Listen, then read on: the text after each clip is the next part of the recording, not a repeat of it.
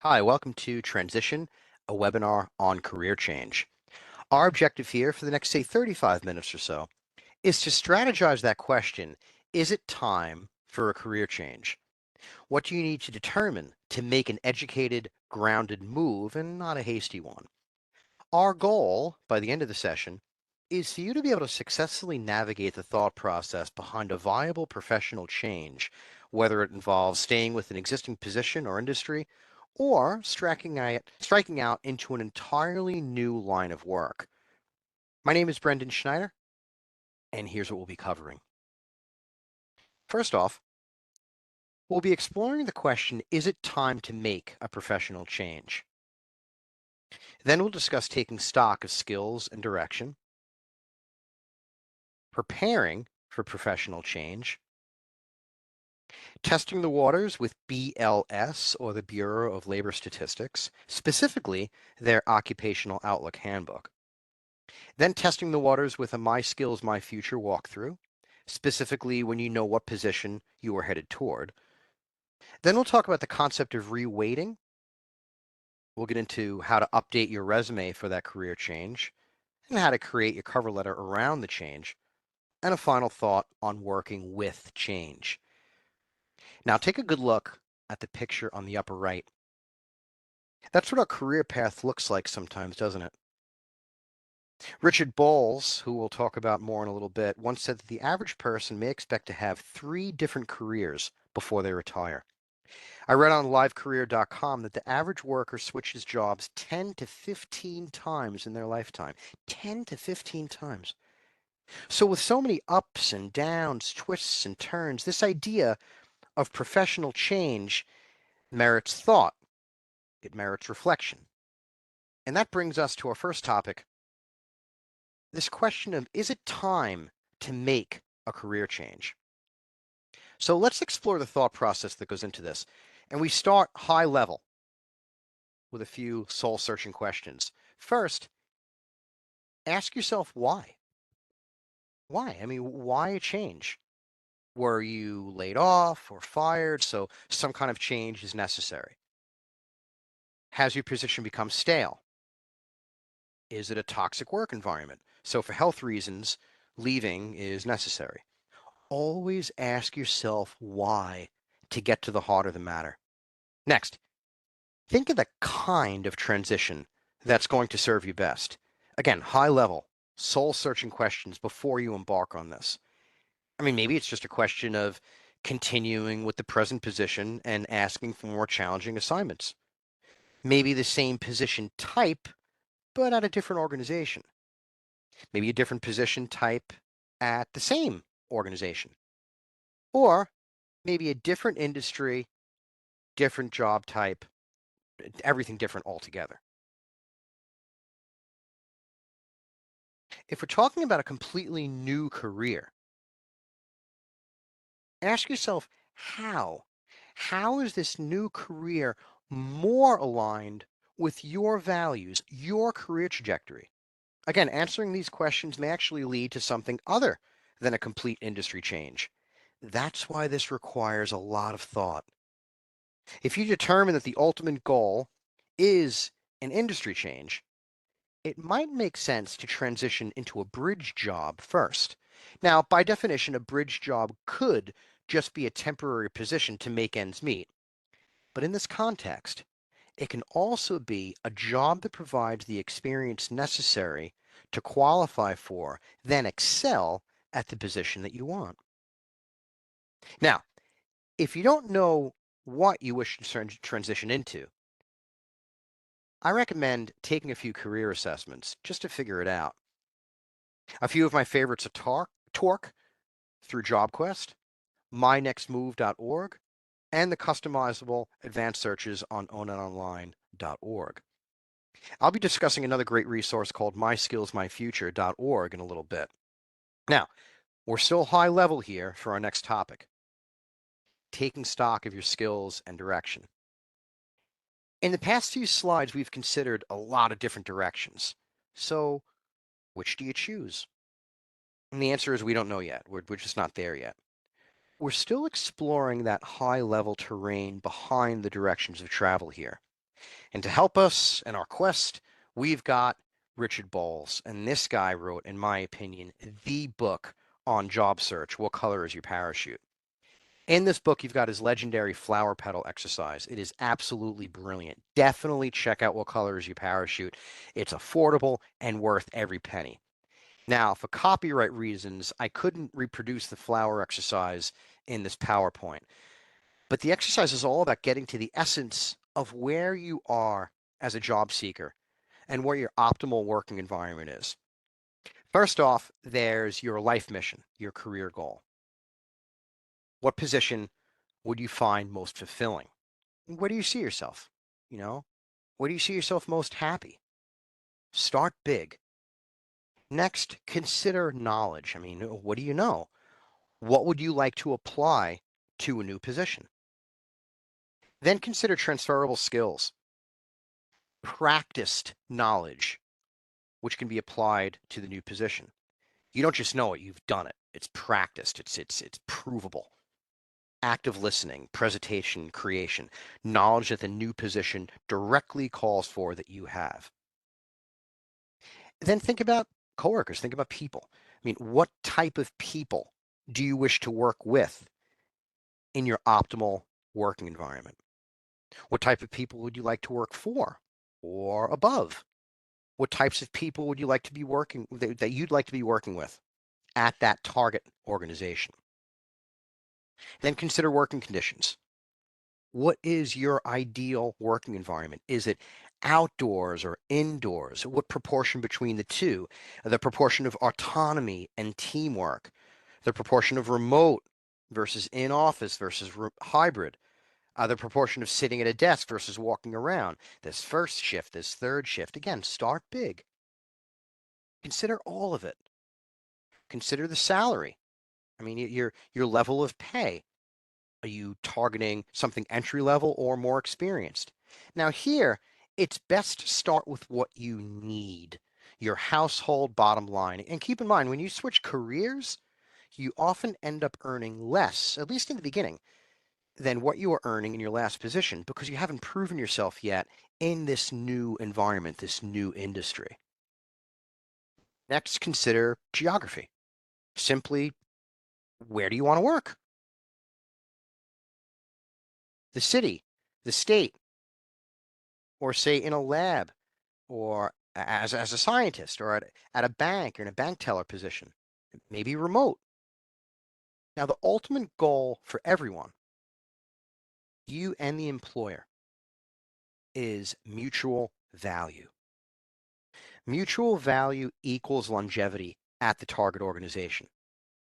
So taking time to reflect on these items will make the search for that employee-employer match easier, and therefore that mutual value easier to attain. With any change from the employee standpoint or the employer standpoint, mutual value is the optimal goal for everyone. Now, our next topic is preparing for that professional change. So at this point, you've realized it's time for a change. So this question is, how do you best approach this thought process? Professionally, what makes you a fit for a new position? And why are you personally passionate about this new career path? Again, what makes you a fit for a new position? And why are you personally passionate about this new career path? That's probably the most important question in this recording. Why are you professionally passionate? Why are you personally passionate about this new career path?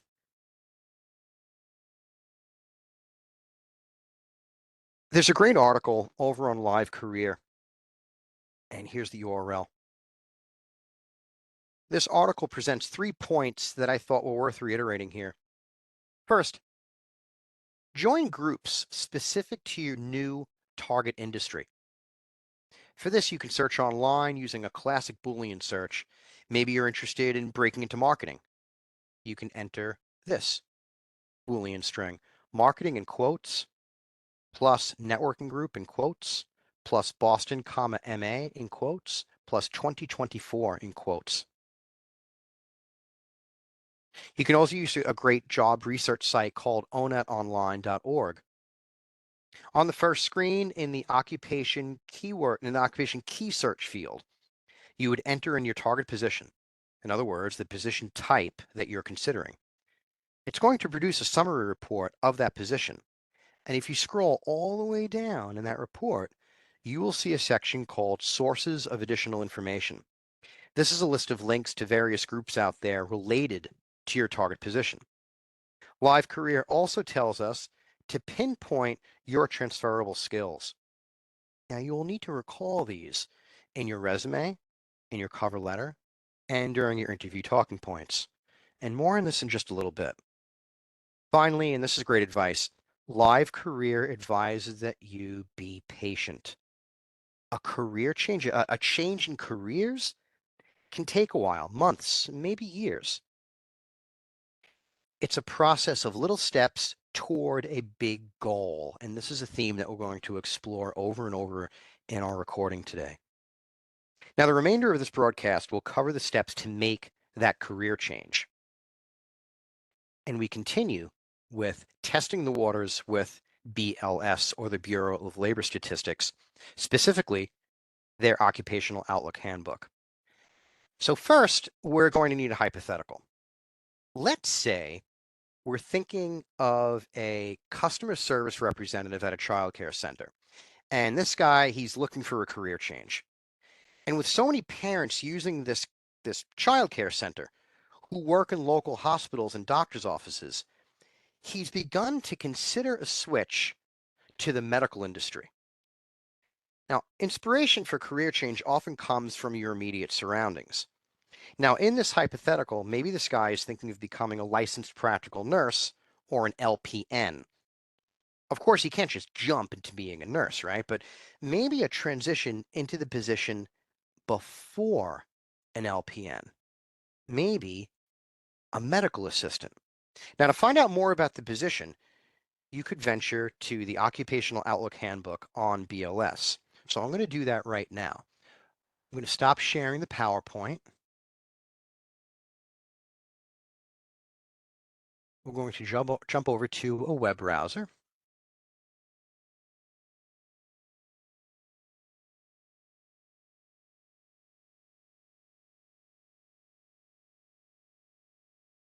And we're going to go to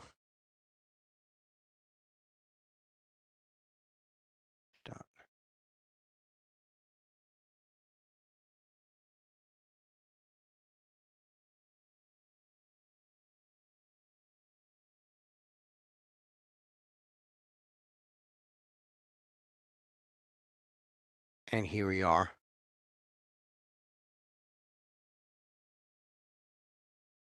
Okay.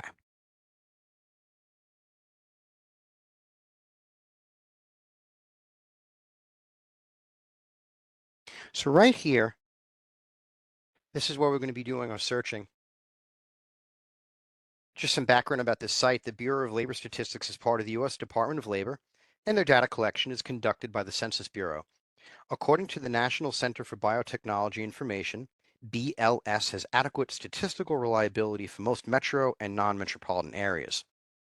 What we're going to do in this field is we're going to type the position that we're considering, medical assistant. I'm going to click go and click on medical assistant here. And we're going to click on how to become one.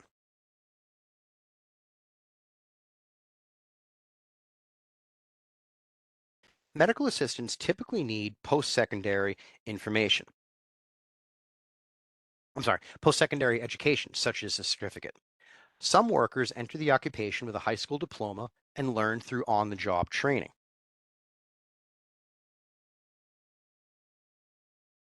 High school students interested in a career as a medical assistant should take science classes, including biology and chemistry. Although employers often prefer to hire candidates with more education, some medical assistants have a high school diploma and learn their duties on the job. Medical assistants typically complete a post-secondary program, such as for a medical assistant certificate or an associate's degree. Programs are available in community colleges, vocational schools, technical schools, and universities, and take about 1 to 2 years to complete. Okay. I'm going to return to the PowerPoint now.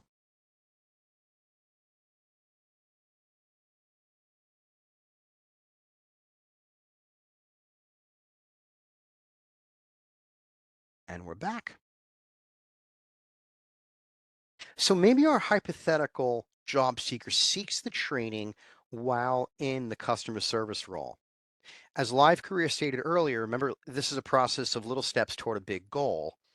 Or maybe from that customer service role at the child care center, he first looks for customer service roles in a doctor's office or a hospital to garner practical experience, train at the same time, and then makes the jump to a medical assistant position somewhere.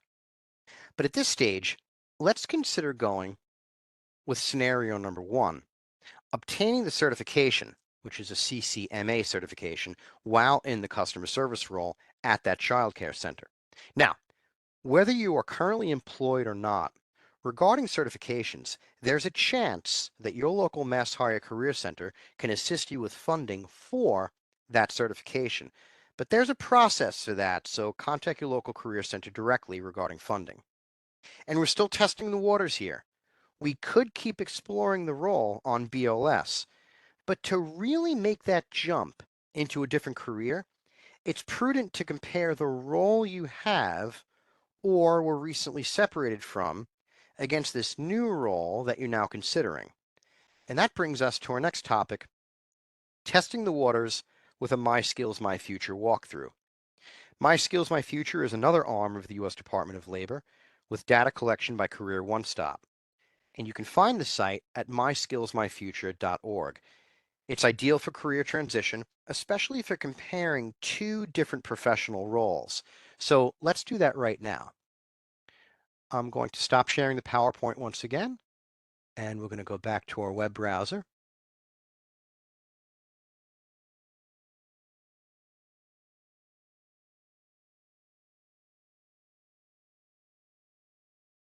Okay.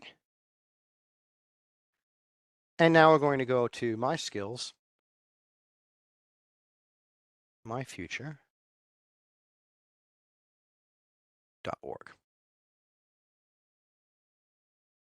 And here we are.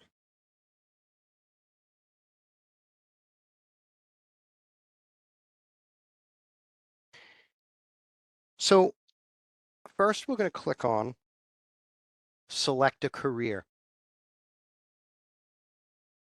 And in the job title field, we're going to enter the position type that we're interested in exploring. Going to click on Get Career Details.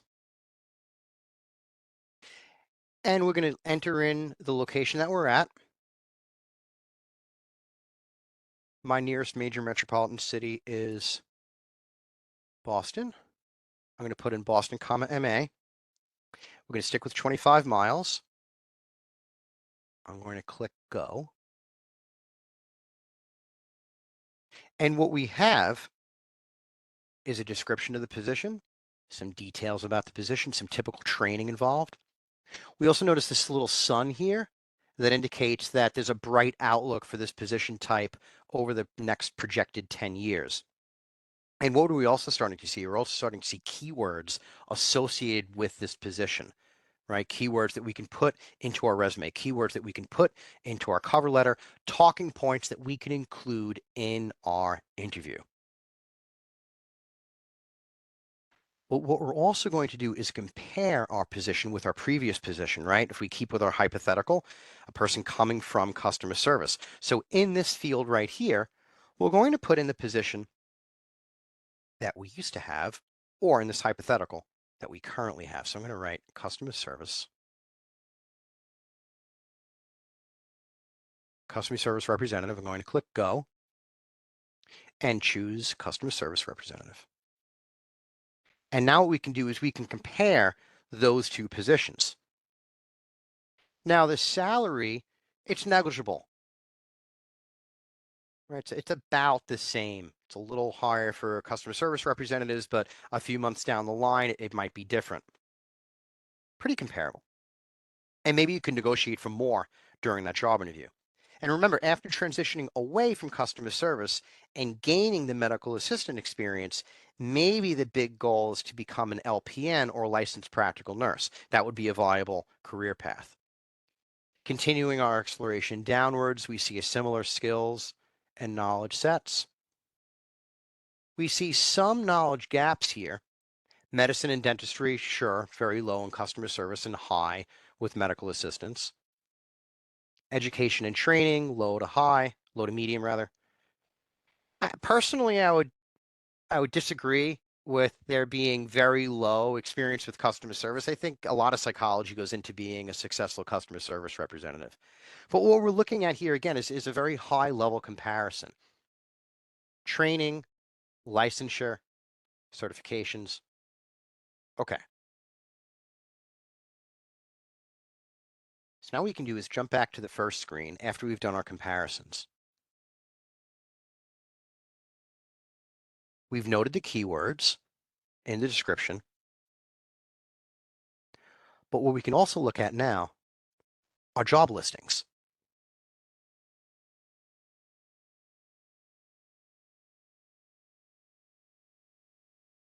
We can click here.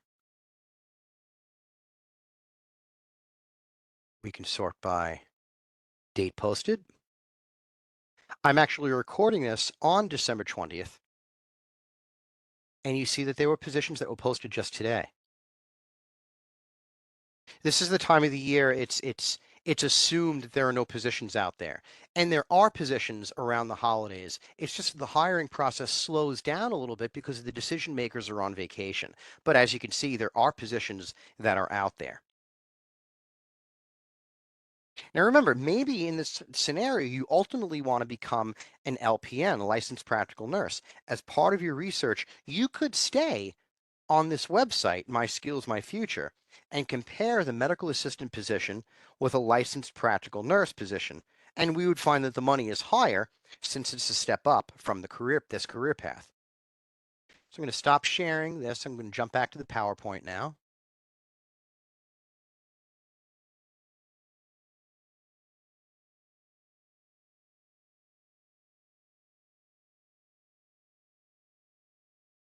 All right. Now, before we go any further, here are the steps that we just explored on My Skills, My Future. Feel free to pause this video to get these steps down. Our next topic is the concept of reweighting. There's a great book out there by Enlow and Bolt, definitely worth it if you can get your hands on it. It's called No Nonsense Resumes. It was written a few years back, but still available and still, frankly, timeless. Is their exploration of reweighting. Whether you're changing jobs or industries, this action is in your best interest. And they write, shifting the emphasis of your resume from one set of skills to another in order to support your current career objectives. So in other words, updating your resume and cover letter by using the vernacular or language of the new position and industry. Now, the wide majority of organizations out there are using software called ATS, or Applicant Tracking System software, and you could Google that. This software scans the resume and the cover letter that you've uploaded onto their online job application. Simply, applicant tracking systems are searching for keywords. Keywords. So think your skills, your applicable experience, but with the words of the job application, the words of your target position, the words of the organization, the words of the industry or line of work, the keywords. Now, earlier I pointed out some keywords as they're related to the medical assistant position, and many of them come from the job ad itself. So let's take a look at a job ad. I adapted this from a real job ad online. The Norcom name, motto, and some of the wording came from me, but most of this is untouched from the real ad. Take a second to look at this. Take a second to note the keywords. Note the invitation to visit their website right up top. I mean, that's an invitation to find out more about the organization. That is pure gold. After you've noted the keywords and reviewed the job ad, let's assume that you're going to apply. So our next step would be to update your resume. To do this, we'll have to consider the keywords that we found on the job ad. And if this was an actual application process, the keywords on Norcom's website, specifically their mission statement for language. Viewing an organization's mission statement is vital to see if there's a connection between their values and yours. Again, mutual value, remember? And that's especially important for the cover letter, which we'll get into.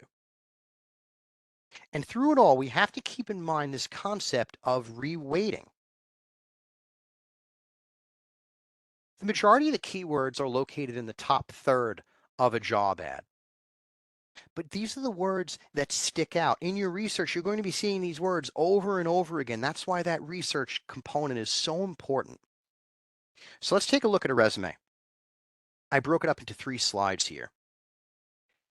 Here are the address and summary sections. What you see here are the necessary parts of the address section. You don't need to list a street address anymore. City, state, zip, phone number, and email are needed. Definitely include your LinkedIn address, but be careful about actually making the LinkedIn address a hyperlink, because there are some ATS systems out there that may reject your resume if it has hyperlinks, because a hyperlink could be seen as a virus or phishing attempt. The red crossouts that you see are those words that were there before and have now been replaced by words that more thoroughly fit the job. We don't lie. We want to match. And the words listed now are more of a match to the job ad than what was in red before. Now, there are some schools of thought out there that advise creating a core competencies section right below the summary, and I agree to a point. A summary is a must on a resume, but a core competency section isn't necessarily a must. Competencies can be incorporated into the bullet points of your professional experience section, especially if you don't have much practical experience in the new industry. I mean, a sparse core competency section sticks out for the wrong reasons, right? If you have the experience, then go for it. Make a core competency section. Just be sure to repeat those competencies in your professional experience section. This is so that the ATS system can pick them up correctly. If you just list a skill in a core competency section and you don't list that skill in the professional experience section, there are some ATS programs out there that could just assign 6 months experience to that skill. So if your skills are called for in the job ad, just be sure to list them in the professional experience section. And here is that professional experience section. Again, I left the red crossouts in to illustrate the words that were taken away from this guy's resume to make way for the keywords that match the job ad. Here's the education section. Short resume, again, really just to illustrate what gets added and what gets replaced. Reweighting. The education section in reverse chronological order of when the awards were received. Now here I want to mention a great site out there called jobscan.co. They've got a resume checker tool where you can upload your resume and you can upload a job ad and they will give you a match rating. Ideally, you're looking for a rating of 80% or above. And the site gives you suggestions too to get that match rate higher. They provide free scans each month as well. And yes, it can scan your cover letter too. And keep in mind, it's not jobscan.com, it's jobscan.co, so leave off the M. Now, our next topic is creating your cover letter. I like to think of the resume as leaning more toward your match to the position and the cover letter leaning more toward your match to the organization and the industry. Now, just like you do with the resume, you're still considering the keywords on the job ad on the organization's website, particularly their mission statement. But in the cover letter, you have to explain the why behind the career change. As a hiring manager, you'd be wondering that, right? Explain why it's in the target organization's best interest to hire you. Now, here's a pro tip. Passion cannot be taught. You either have passion or you don't. When you can successfully convey it, passion is gold for an employer because it involves longevity with that target organization. So, show your passion for this new industry or this line of work. Now, if you don't have the transferable career highlights yet, an option is to go with a narrative structure for your cover letter. Simply tell the story. Underscore a natural progression toward the passion that is the new career. A narrative structure is a little longer than the standard cover letter, but still only a page per modern day cover letter standards. And our example that we're working with, Mr. Will Duff, he doesn't have those career highlights yet, right? Because he's been in childcare. So let's take a look at that narrative structure. Like the resume, I split it into a few different slides. Here's the first section. And of course, you can pause this to read it. Second, once again, you can pause this in order to read the section of the cover letter. And here's the last part. Now, maybe the hiring manager doesn't read it all verbatim. Maybe the hiring manager scans it. That's why, as a job seeker, you can actually place words and phrases in bold, as I've indicated here, so that the hiring manager's eyes go right there. You can use this on your resume too. ATS doesn't care if something is bold. Now, maybe the hiring manager goes back to the cover letter later if the interviewing process is down to 2 people. Either way, the keywords are in there for the ATS software to scan. Now, maybe you would choose a different format for the cover letter or the resume example. And if you're thinking that good, that means your brain is already working on your unique voice for the delivery that works for you. There's no single right way. Just keep the cover letter to a page, no fluff, no misspellings. Remember your keywords and underscore your why. Underscore that match. Also, as I've mentioned, jobscan.co also checks cover letters. Finally, toward the top of the session, I referenced Richard Bowles, the author of What Color Is Your Parachute. I found a clip on YouTube of Bowles from 2012, and it's timeless. The clip is entitled, When You Feel You Have No Control Over Your Life. It's a short clip, definitely worth checking out. And he says something in the clip that I think is very apropos for when you're changing jobs or experiencing a change of any kind. No matter how much we think we're up against it, there's always something, some part of that situation that is in our control. By working on that, by trying to change that, we often can change our whole destiny. Please join us for future sessions. Just go to masshiremncareers.com/events. Once there, you can access our calendar of virtual workshops, and if you need assistance, we've provided instructions for you as well. On behalf of all of us here at Mass Hire Metro North, thank you very much for watching. Stay tuned for more. You can visit our website, lower right-hand bottom of the screen, www.masshiremncareers.com. Our resource page has links to some great sites out there. It also links to our YouTube channel, which has our job search and technology assistance webinars pre-recorded. On screen, you can see a shot taken from the contact page of our website. Please contact us for assistance. Until then, I wish you maximum luck on your job search, and thank you for watching.